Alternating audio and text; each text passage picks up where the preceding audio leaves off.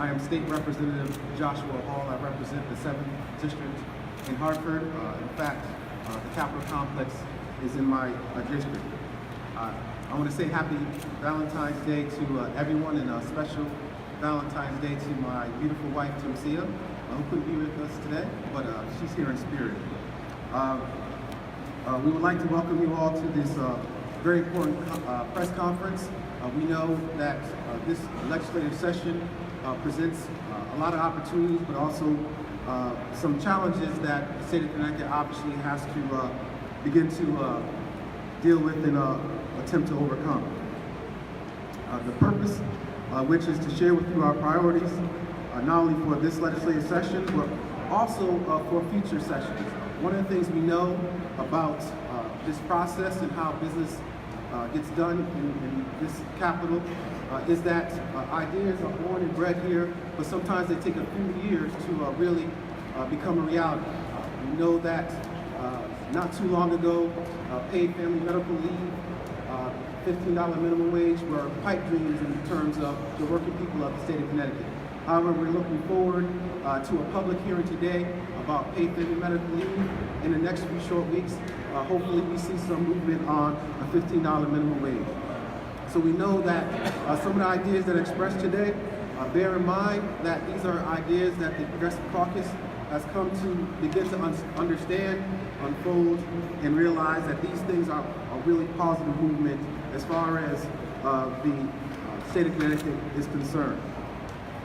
So what we have here to my left are our priorities. And we talk about environmental justice, social justice, economic justice, educational opportunity, criminal justice, expanded the middle class, and racial justice. The key component for us is justice. And that means so much to all of us because we know that for far too long that there have been so many people left out of that process, and we're here as Progressive Caucus members to change that trajectory, change that narrative for the residents of the state of Connecticut. And so I have here with me today my colleagues in the Progressive Caucus. Some of us are here today, of course, but others have other commitments, whether it be here in the Capitol Complex or in district, but they're here in spirit, as we all are aware. So without further ado, I want to introduce you to my co-chair, Representative Ann Hughes. Thank you, Representative Hall. We are the Progressive Caucus, and today is a love note to Connecticut. We love Connecticut. We are passionate about its people and the rich biodiversity of the ecosystem that we inhabit, and it's all connected. And that's why the Progressive Caucus aims to center Connecticut's people, its environment, and the systems that hold us and bind us together as one community. And we are so excited to count among our members about 46 of us that aim to add our robust public enthusiasm and passion for our love of Connecticut and the place that we are investing in for, like Josh said, many years to come, not just today and this session. And we've been working really hard to really condense our 7 foundational tenets, and we're going to give you some highlights by the captains of those working groups. And then starting next week, we're going to roll out themed press conferences based on one of the tenets. So it's going to be a little bit like a sonnet going forward. So this is a teaser, and like I said, we just want to really center this in the love note to Connecticut as one community. And I'm so proud to introduce Representative Winkler.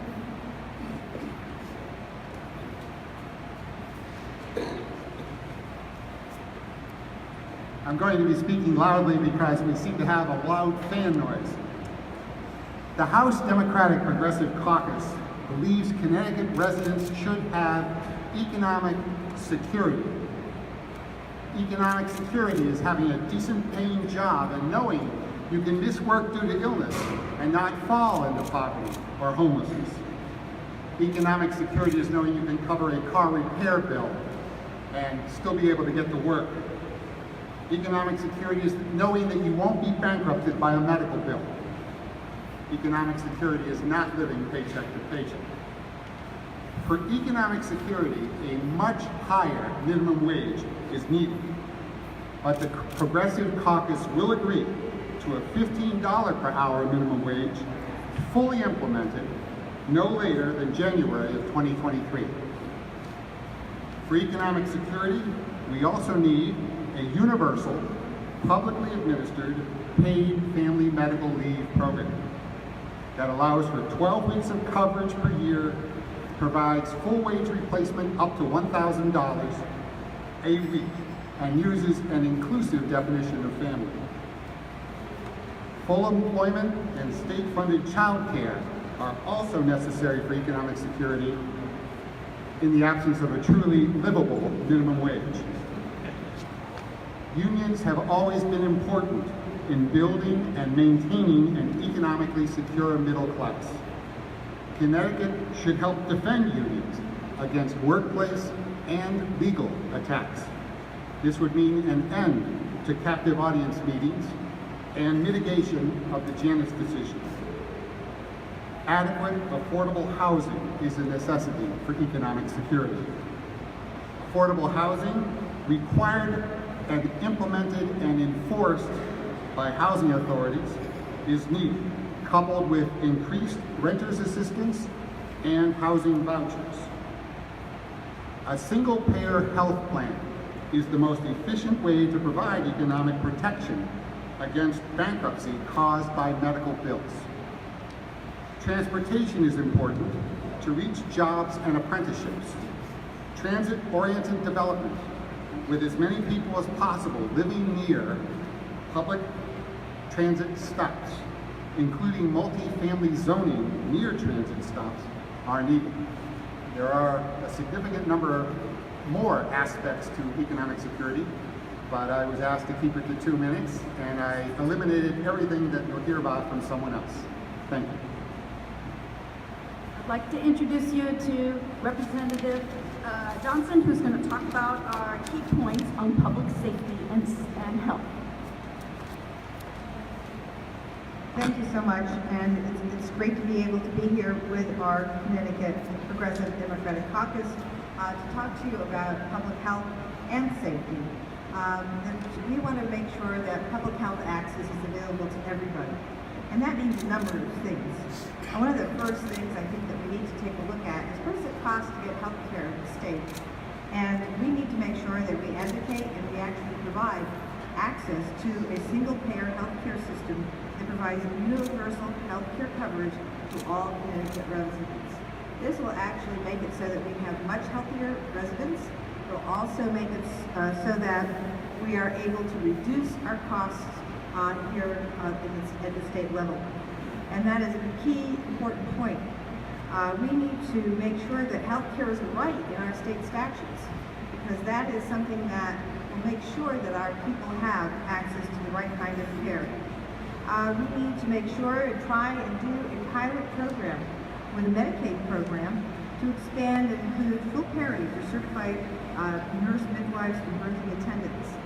A few years back, we were able to give the advanced practice nurses a chance to operate on their own.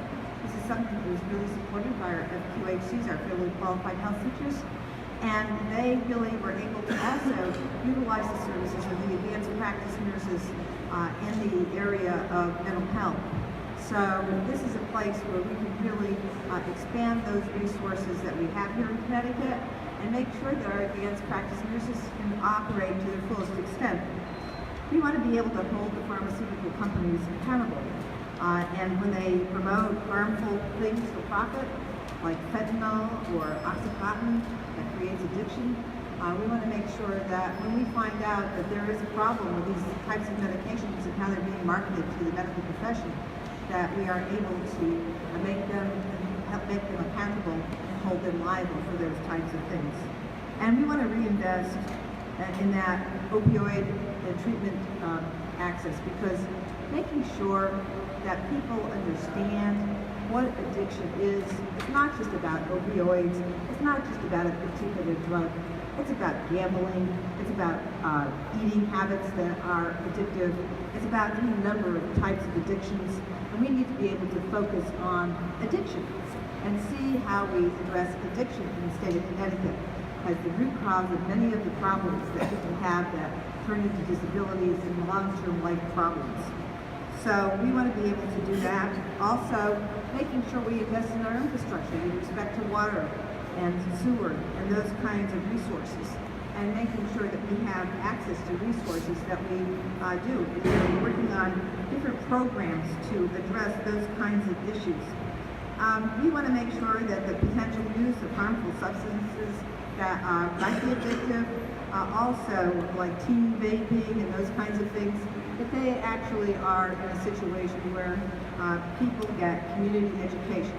With the chance for us to legalize recreational marijuana, we want to make sure that we do a great deal of community education so people understand exactly what's going on, what kinds of protections we will have for people who may actually indulge in the recreational use of marijuana.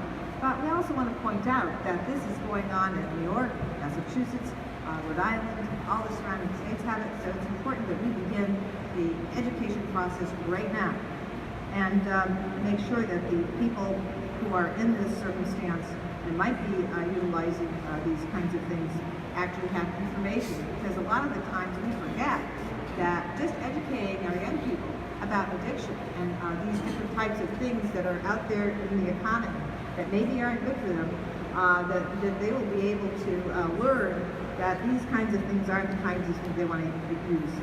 So that is as far as I can go right now, but thank you so much, and I'm glad to be here to discuss some of the things that we're interested in. Vice Chair Representative Phipps on election and voting rights. Good afternoon, everyone. We all recognize that democracy brings us all together. Participation and being active in our democratic process is how we all know that we care about one another and that we can care about our communities. So when we have one senior that doesn't get to vote because the line was too long and they couldn't stand that long, when we have obstacles that make it difficult for college students to remember to get that absentee ballot, when we have communities that have longer lines where they have to wait 2 to 3 or 4 hours just to vote, it makes us all less safe and it makes our democracy less strong. And that's why we believe that we need to make sure that we have no barriers to voting, that we all have access to equal and fair elections, which is why we're supporting no excuse absentee ballots and early voting like we have throughout most of the country. We're actually really behind. Our state is really behind in that policy. We are looking for registration to be automatic. So when you first get your driver's license, you can start a little early so you know on your 18th birthday you're ready to go. We want to make sure that those that may have hurt the community still can participate and have their voice heard. So our parolees and those that may have done something wrong can still be active in their community, so when they do get out, they're ready to continue participating in our democracy. At the end of the day, what this is really about is making sure that the democracy that we all participate in and we continue to work in is one that is healthy, strong, and vibrant. Representative Elliott.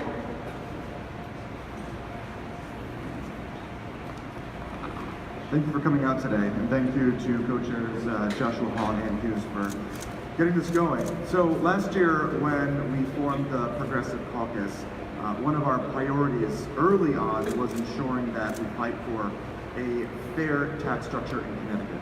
And there's this perpetuation of this idea that Connecticut is overtaxed, that people are leaving, and that we're suffering under this economic malaise. Now, the problem is that if we look back to 2014, when the Department of Revenue Services looked at what our tax structure was doing, we recognize that we are punishing the middle class in this state, and we are letting people who are ultra wealthy to get by paying nearly half of the rate as everybody else. And that is one of the things that the Progressive Caucus is going to fight very hard for when we hear about the governor's budget on the 20th. There are a few things that we know are coming down the pipeline that we know we're going to have to address. The first thing is a repeal of the estate tax.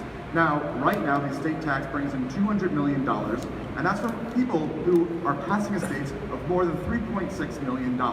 Now, we've already been talking about increasing that so that it matches the federal limit.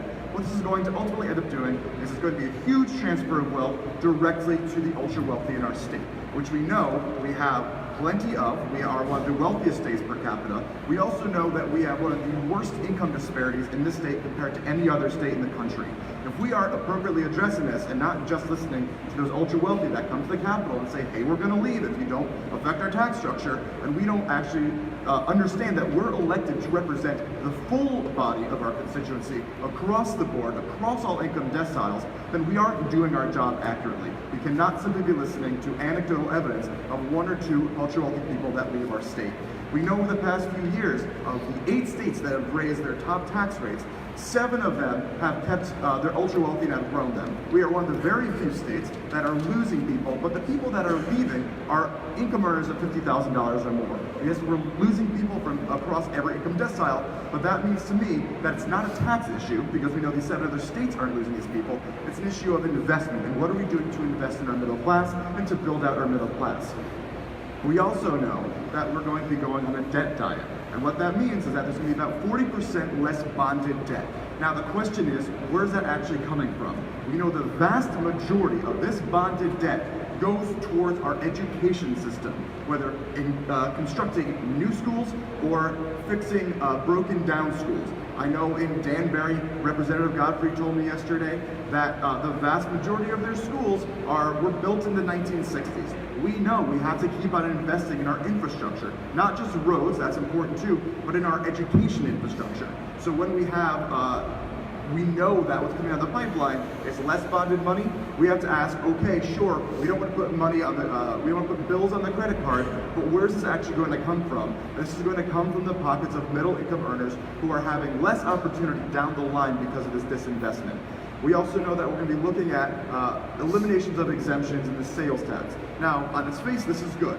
We shouldn't have attorneys and engineers and architects walk away without also paying into the same system that anybody who sells goods do.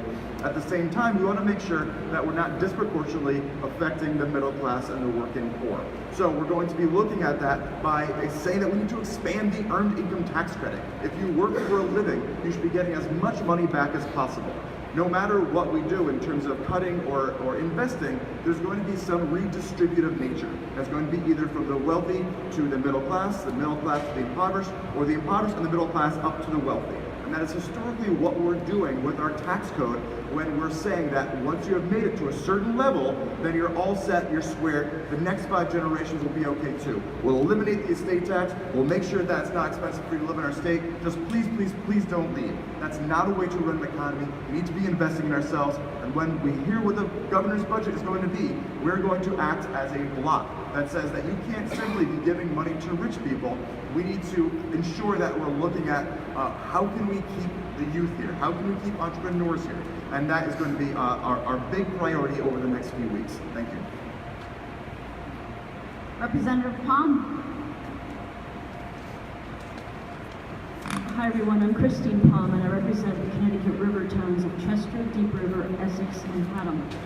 It's my honor to roll out the social justice tenets. And keep in mind, these are not bills, they are the underlying principles which guide the work and will guide our votes on various bills. It's our belief that social justice is not anathema to the success and prosperity of the wider society and to business. In fact, it is fundamental to the prosperity of everyone. To that end, we believe that we have a moral imperative to seek out injustice where it exists and to enact legislation and policies that remediate unfair practices, specifically as they apply to the following groups. Advance civil rights, especially for people of color, and I am summarizing, as my colleagues are doing, from a longer list of tenets. One would be to expunge the records of those convicted of low-level drug offenses and increase investment in neighborhoods disproportionately affected by the war on drugs. As far as women's rights goes, we are looking at how to eliminate the statute of limitations on sexual assault complaints, align state and federal definition of human trafficking, amend Connecticut's citizen election program to allow the use of public funds to offset a candidate's child care costs. In the area of immigrants' rights, we are looking at ways to expand the definition under the refugee asylum law to include in persecution laws involving domestic violence and those fleeing drug-related violence. As far as the rights of formerly incarcerated people go, we want to look at, among all of our initiatives, ways to expand housing options for the formerly incarcerated and ways to create business incentives for people who will hire people with a record. And finally, people with disabilities, physical or mental, to implement protections for them to ensure that they have autonomy in employment, housing, and health care. Thank you very much. Representative Michel. Thank you, Anne, for pronouncing my last name properly. Thank you, everyone, for coming today. My name is David Michel. I'm the state representative for the 146 district, which is in Stamford. And I'm here to talk about the environmental tenet for the Progressive Caucus. I will read it because otherwise I might recite some of my bills or I might speak French. So I will keep it in English. So the Progressive Democratic Caucus advocates for an aggressive environmental policy that will protect our natural resources, promote environmental justice, and grow a green economy that promotes the health and conservation of our planet, now and for the generations who follow. As a coastal state, Connecticut is on the front line of climate change. We only have one environment, so we must limit our contributions to climate change as much as possible.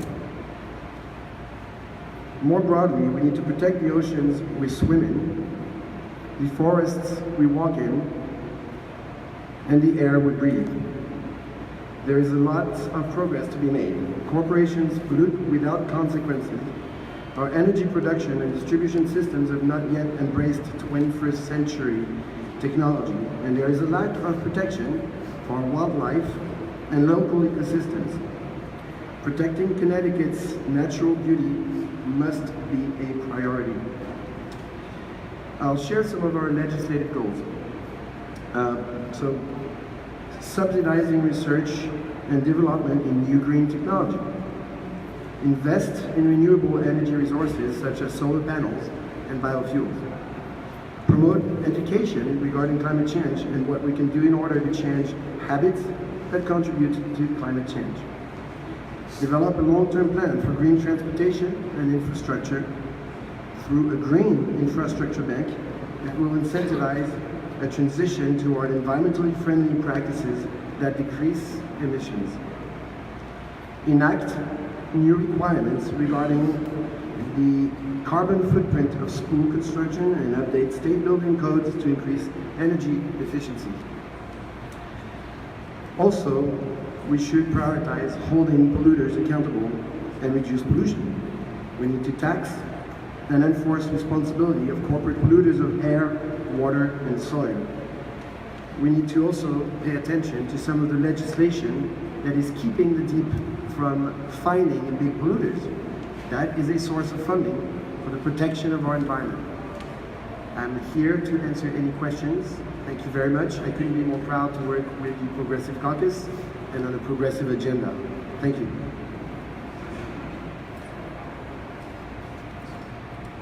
Good afternoon.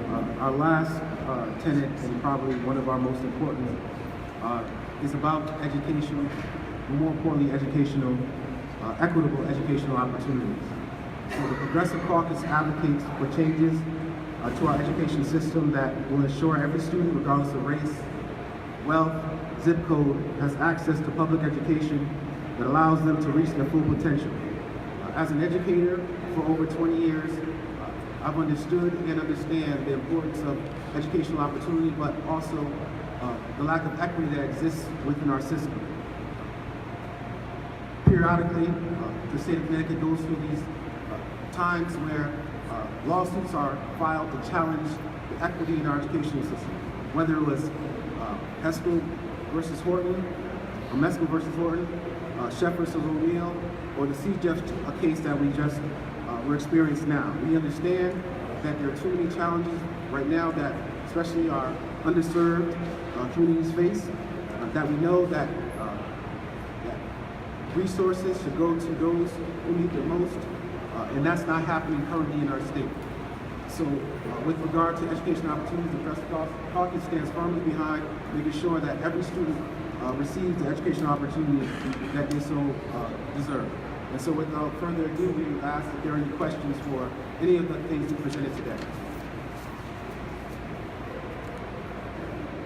At what age does the caucus support adults using recreational marijuana? So as it stands right now, the vast majority of us propose that 21, because that is what has happened across other states. There have been conversations within our caucus, but as it stands right now, the majority feel that 21 is an appropriate age. What would the caucus be advocating vis-a-vis the income tax? We've heard a lot from Representative Elliott talking about shifts between different groups and taxpayers. What specifically would you be proposing or advocating? So right now we know that as of 2015, the top tax rate is 6.99%. It's not a marginal rate that hits every single dollar of someone's income. We need to talk specifically about what we want to do. We know that nearby states, New York and New Jersey, their top tax rate is closer to 9%. So if one of the arguments is that we don't want to go above those nearby states so that we remain competitive, that does give us about a 2% window to be working between. So my inclination would be to say somewhere between 0 to 2% on that top margin, and then also make it a true marginal tax rate. Again, we still need to talk internally about what the specifics are, but that's going to be what our range is. Do you have any, would you be discussing any other changes to the existing rates below the system? Like lower retain them, reset them, anything like that? Because one thing that we want to do is make sure that we're helping the middle class. I think that if we do see an increase in the top tax bracket, a conversation about reducing some other rates on the lower brackets would certainly be part of the conversation. We haven't gone to specifics yet, but just knowing about what we stand for, I think that's certainly on the table. Josh, some of the people in your party who support the estate tax have said they would be willing to trade with you if there were some other changes in the tax structure that they thought were even more favorable to them. Are you guys open to trading on the estate tax, or does it have to remain no matter what else is offered in the budget? I think if there's a way that we're making sure that whatever we're doing to offset the estate tax also hits higher income earners, we'd be open to that conversation. If there's a way to make sure that we're offsetting a $200 million loss from that estate tax is coming from the top 1%, 5% of income earners, I think we'd be much more amenable to it. Again, we haven't had those specific conversations yet. We also know that that's only coming from a couple of people. Right now I'm hearing from the Senate, and these are Democrats, but we don't know what the governor himself wants to do. So we're going to be more inclined to be reacting to the governor's budget as opposed to what some specific legislators are pushing. But the general idea of pushing and eliminating the estate tax is something that is anathema to what we stand for. So we're going to be fighting very strongly against that, unless there's a very good reason to do so otherwise. And I would just add, and I'm not sure folks realize that the budget for the probate court system, half of that budget actually emanates from the estate tax. And so if we eliminate the estate tax, the question is where does that money can come from to support our probate system? And we know that the vast majority, or too many folks who are underserved and underutilized and don't have the resource, find themselves in the probate court system. And so we have to make sure that remains harmless. Earlier today, State Police Commissioner James Villa was on record saying he supports studying, potentially testing blood as far as determining if a driver is intoxicated with marijuana. What is the Progressive Caucus's stance on that policy? Will you resist that policy? So as far as that is concerned, that is not something we're supportive of. We know that there's a very dangerous history with regard to that type of treatment of folks at that level, whether it's marijuana or any other type of drug. So we would not be supportive of anything like that.